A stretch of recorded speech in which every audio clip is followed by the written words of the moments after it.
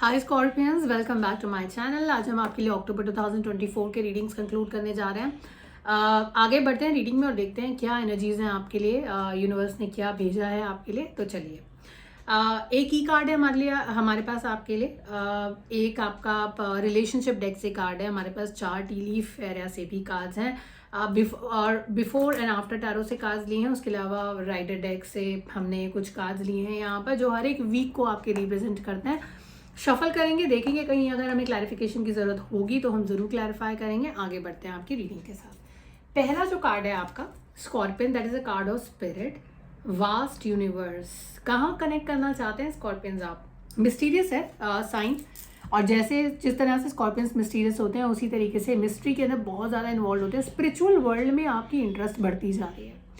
Spiritual energy, spiritual concept, उनमें आपकी energy आपको बढ़ती हुई नजर आएगी in the month of October. उसके अलावा let go of control issues, लोगों को कंट्रोल करना बंद करिए। हर कोई आपके हिसाब से नहीं चलेगा ज़िंदगी में, और ना ही आप जैसे आपको पसंद नहीं है कोई आपको डोमिनेट करे अंटिल यू रियली वांट। उसी तरह से जब तक सामने वाला ना चाहे आप उसे डोमिनेट नहीं कर सकते। तो डोमिनेशन का जो आपका ये कॉन्सेप्ट है, इसको थोड़ा विड्रॉ करिए। कंट्रोल इश्यूज बढ़ रहे हैं, रिलेशनशिप में भी होते हैं, वर्क एरिया में भी हो सकते हैं, और स्पिरिचुअल वर्ल्ड को आप अपने कंट्रोल में नहीं कर सकते। तो ये चीज़ आपको समझनी ज़रूरी है Scorpions.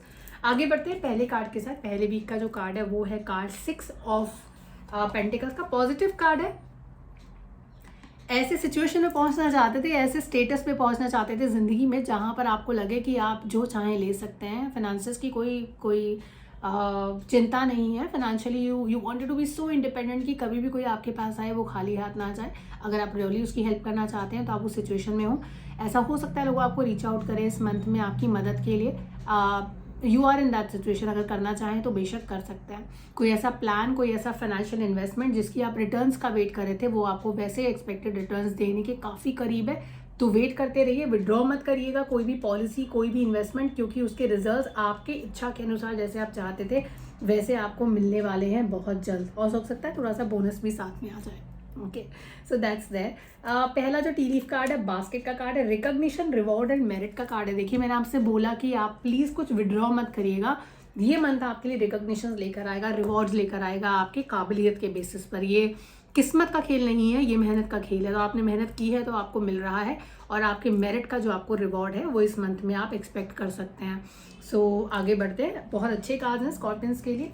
Control issues is a standard issue for people.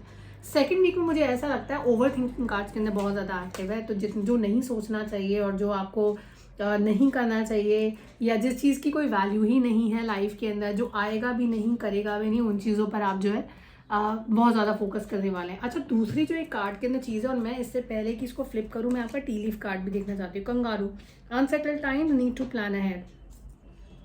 Second week की अगर हम बात करें स्कॉर्पियंस के लिए, तो एनर्जीज कुछ इस तरह से कि जो ओवर थिंकिंग है ना, वो आपकी चीज़ों को स्पॉइल कर सकती है। यानी कि जितना आप लाइफ को बैलेंस बनाकर रखे हुए थे, जितना आप ओवर थिंक कर रहे हैं, अब देखिए वहाँ पे कंट्रोल इशूज का भी कार्ड है। तो कंट्रोल, जितना आपकी चीज़ों को कोशिश करेंगे ना कंट्रोल करने की, रेत की तरह चीज़ें आपके हाथ से फिसलते चली जाएंगी। इसको पानी ना समझकर रेत समझिए। देखिए हाथ से निकलते चला जा रहा है। तो आपके लिए ज़रूरी है कि ओवर थिंकिंग इस मंथ में ना करें।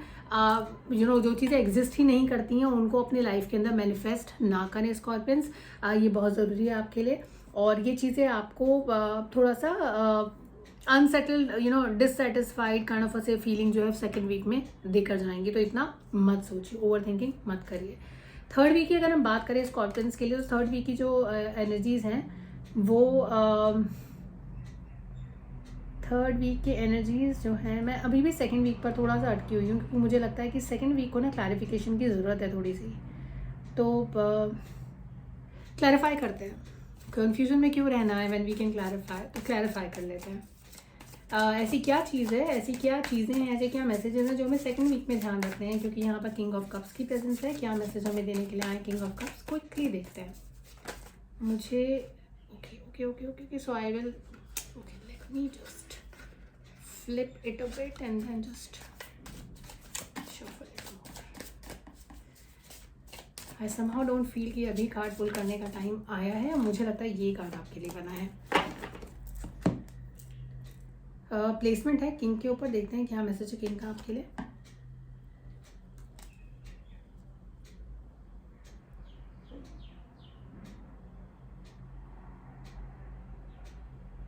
Okay, it's a very deep message for you scorpions. दोनों कार्ड्स को आपको दिखाती हूँ ताकि आप इसको बहुत आसानी से समझ पाएँ। जब आप एक ट्रेडिशनल कार्ड देखते हैं टैरो का, और जब ये कार्ड आता है which is the 5 of cups का कार्ड है, 5 ऑफ कप्स के कार्ड में this person is not looking back first of all. Second, उनको लगता है कि मुझसे सब कुछ खो चुका है और अब मेरे पास वापस नहीं आएगा। लेकिन इस कार्ड में ये इंसान पलट कर देख रहे हैं और देख रहे हैं कि जो कैट है बैकग्राउंड में, उसने जो इमोशन से भरा हुआ कप था उसको नीचे गिरा दिया। यानी कि कोई है जिसने आपके इमोशंस का, या जो इंसान पे आपका फोकस था, उसको दूर कर दिया आपसे, या कुछ इस तरह की एनर्जीज। आप थोड़ा क्लोजर लुक लीजिए, कुछ इस तरह की एनर्जीज है, आपने पलट कर देख लिया, यानी कि आपको पता है कि रीज़न क्या है। अब एक और चीज़ नोटिस करिए, कार्ड में यहाँ पर 2 कप्स और भी हैं, दीज आर फिल्ड कप्स, यानी कि ये जो कप्स हैं ये भरे हुए हैं। तो यहाँ पर जो है वो तो है। अब आपको ये समझ में आ गया है कि ये आपका यहाँ पर नुकसान कैसे हुआ, उसका रीज़न समझ में आ गया है। अब अगर पीछे की तरफ देखें तो जो 2 कप्स फिल्ड है ना, ये आपका, this is something which belongs to you, ये अभी भी है आपकी ज़िंदगी में। तो ये चीज़ आपने खोई नहीं है पूरे तरीके से। बहुत ही ब्यूटीफुल मैसेजेस कई बार टैरो देते हैं ना, तो I get goose bumps. And then you have this one here which is the king of cups. ये आपका ओरिजिनल कार्ड था, इसको क्लैरिफाई किया। मुझे लगता है कि जो चीज़ आपको लगा था कि आपने खो दी है, वो खोई नहीं है, आपके पास है।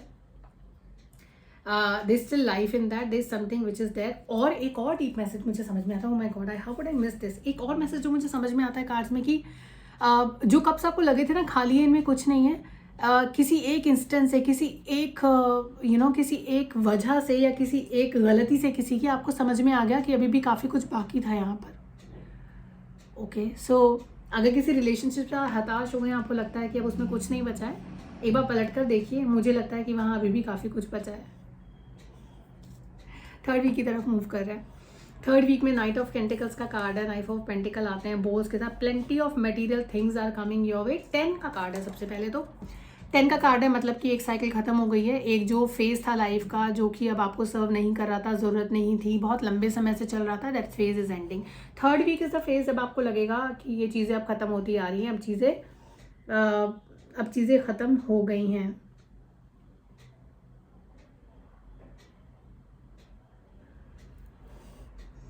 पीस चाहिए आपको लाइफ में, तो पीस आपको मिल रहा है थर्ड वीक में, that's there. Knight of pentacles का कार्ड है, एंड के साथ स्टेबिलिटी भी आ रही है, और ये चीज़ें एकदम से बदलेंगी, एकदम ट्रांसफॉर्म होंगी चीज़ें जल्दी से। ऐसा क्यों बोल रही हूँ मैं, क्योंकि सोर्ड्स के कार्ड है। सेकेंड वीक में सोर्ड्स का कार्ड है, जल्दी से सिचुएशन बदलेगी। थर्ड वीक में सोर्ड्स का कार्ड है, जल्दी से सिचुएशन बदलेगी, तेज़ी से। बोल का कार्ड है, बहुत सारी मटेरियलिस्टिक चीज़ें जो है ना वो आपकी लाइफ में आएंगी, आप उन्हें गेन करेंगे, दैट इज़ देयर। और फोर्थ वीक की अगर हम बात करें तो एस ऑफ पेंटिकल्स का कार्ड है, नई शुरुआत आपकी लाइफ में आ रही है। फाइनेंशियली नई शुरुआत हो सकती है आपके लाइफ के अंदर, इमोशनली नई शुरुआत हो सकती है, और ऐसी कोई शुरुआत हो सकती है जो कि आपके फाइनेंशियल और इमोशनल एरिया पर बराबर का इम्पैक्ट करेगी। अगेन 10 का कार्ड है, तो 10 अगेन एक साइकिल खत्म करके नई साइकिल की शुरुआत करते हैं। तो जो इन्वेस्टमेंट्स आप कर चुके हैं वहाँ से आपको गेन हो जाएगा, अब आप कुछ नया इन्वेस्टमेंट करने के बारे में सोच सकते हैं। फाइनेंशियल इन्वेस्टमेंट के बारे में सोच रहे हैं, टाइम बहुत अच्छा रहेगा। अक्टूबर से आगे का जो मंथ रहेगा which is October last week to November, मुझे लगता है आप अगर इन्वेस्टमेंट करना चाहते हैं कहीं और तो आप कर सकते हैं, that is will be a good thing.